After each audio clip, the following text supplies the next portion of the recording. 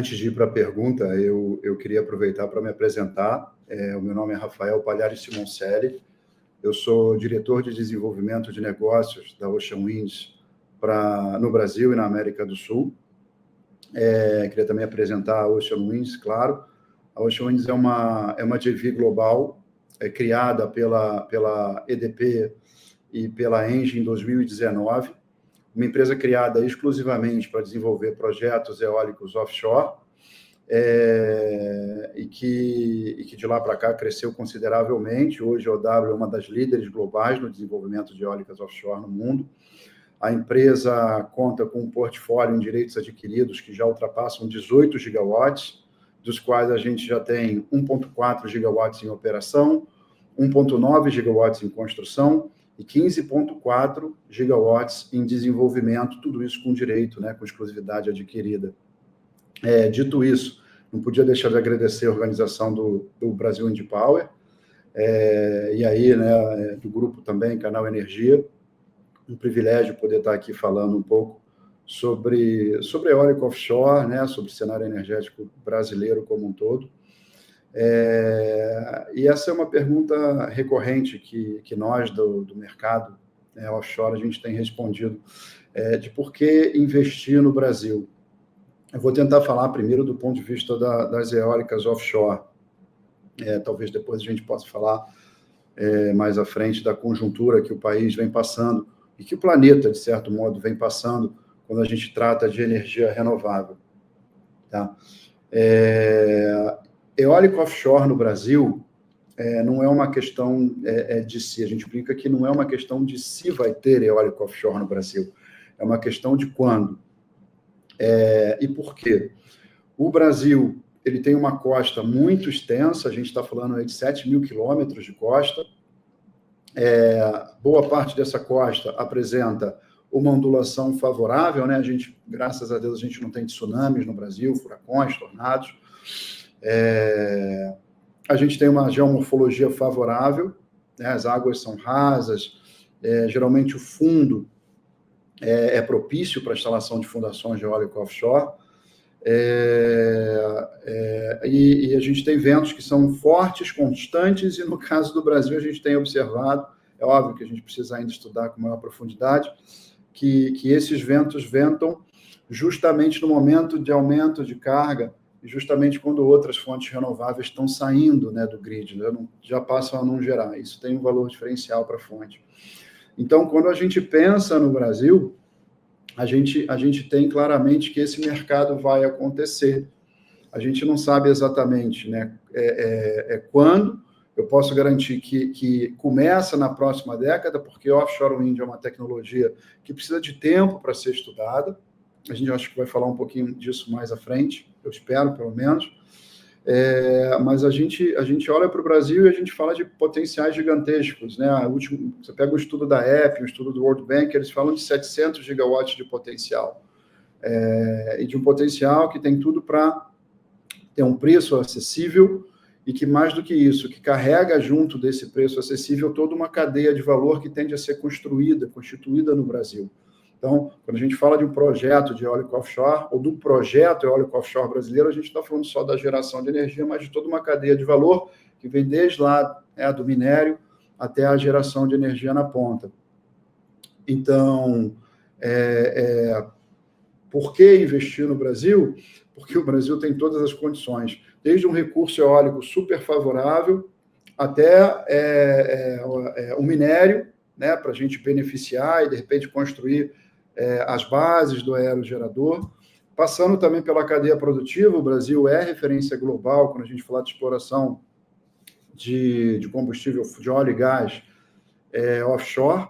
Então, a gente já tem uma cadeia produtiva que pode ser aproveitada, até porque a gente também tem uma cadeia produtiva que atende hoje as energias renováveis, eólica, onshore, que também pode ser ali incrementada para passar a atender o offshore. Então, o Brasil consenso entre todos os desenvolvedores do mundo que é uma questão de tempo. E a gente pode ver isso, inclusive nos relatórios do World Bank, que mostram que até 2050 a gente pode ter aí quase 100 gigas instalados, e outros relatórios, até do mercado financeiro. A gente olha o último relatório lá do BNF, né, do Bloomberg, que fala que até o final da década de 40 a gente pode ter aí uns 8 gigas instalados no Brasil. O PNE, que é outra referência do governo brasileiro, fala que até 2050 a gente pode ter 16 gigas. Então, é uma pergunta recorrente, mas é quase que unânime que faz sentido investir em eólica offshore no Brasil, que é uma questão realmente da gente estruturar toda essa cadeia de valor para que ela passe a acontecer.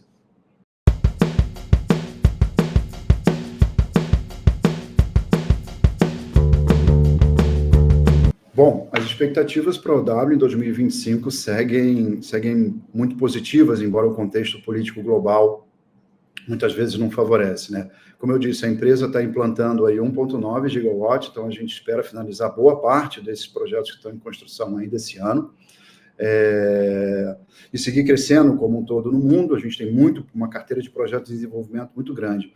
Já no Brasil, a expectativa também é positiva. A gente teve em janeiro a aprovação do marco legal que nós da OW trabalhamos muito. Desde 2020 a gente está no Brasil trabalhando em favor desse marco legal, da regulação. A gente espera que tenha um anúncio, né, que defina já as sessões de área ainda esse ano. Não sei se as sessões começam esse ano, mas que se não começarem, que comecem, enfim, no início do próximo ano, mas que o anúncio saia. Então, assim, no geral, as expectativas são muito positivas. De certo modo, a indústria eólica offshore, a OW, também espera contribuir, de certo modo, com o momento que a indústria eólica onshore vem passando no Brasil, um momento desafiador. Então, a gente entende que a partir do momento que o mercado offshore tem acesso às áreas, a gente possa começar a investir. No momento, a gente percebe que o onshore está passando por alguma dificuldade de curtailment, de algumas políticas, inclusive, que precisam ser revistas. Para quê? Para que essa cadeia onshore perenize, né? E que possa, em algum momento, também fazer parte do que vai ser a cadeia eólica offshore. Então, assim, expectativas muito positivas. A gente teve a aprovação da lei, a gente espera um anúncio de sessão diária e espera, a partir, né, que a gente possa adentrar a área, investir na cadeia de valor em estudos que, de algum modo, vão pavimentar a futura indústria eólica offshore do Brasil.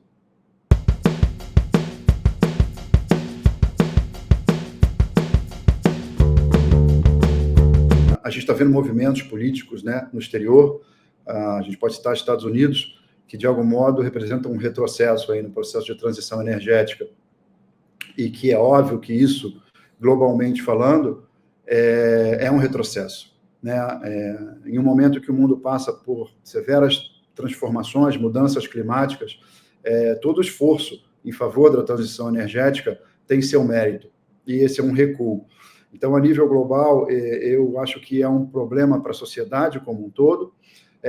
Já para o Brasil, a gente pode tentar transformar isso numa oportunidade, à medida que outros países retrocedem nas suas políticas de transição energética. Isso faz com que agentes interessados, né, em contribuir com esse processo de transição energética venham, né, e busquem outros mercados. E o Brasil, sem dúvida, né, pelas condições que o Brasil oferece, não só de track record de energia renovável no mercado que já existe, como por tudo que eu já falei, de recursos naturais que a gente tem, ele se apresenta como uma opção, né, para os investidores. Então, eu acho que o Brasil tem na mão uma oportunidade super interessante, tem recurso disponível para que a gente explore esse potencial. Primeiro, aprofunde o conhecimento nele através das sessões diárias, e aí a gente estudando ele, e, óbvio, mais na frente, a gente buscando rota mercado para esses projetos, construindo aí de forma harmoniosa, né, essa indústria que eu insisto e provoca, como se fosse uma margem equatorial. A gente tem falado muito de pré-sal, né, um recurso natural que é fóssil, que eu acho que sim, o Brasil precisa ali entender, explorar ele de maneira racional. A gente fala muito da margem equatorial, que é outra riqueza que o Brasil também precisa entender como explorar, mas a gente não pode deixar de lado o offshore wind no Brasil. Por quê? Porque é uma riqueza tão grande quanto essas, só que tem uma vantagem: ela é renovável e ela traz consigo um projeto de indústria que vai agregar muito valor para a economia brasileira. E eu estou falando de criação de emprego, de distribuição de renda e inevitavelmente, de melhora, né, dos índices de desenvolvimento humano, onde esses projetos vão se instalar, onde essa cadeia produtiva vai se instalar. Tudo isso de forma sustentável.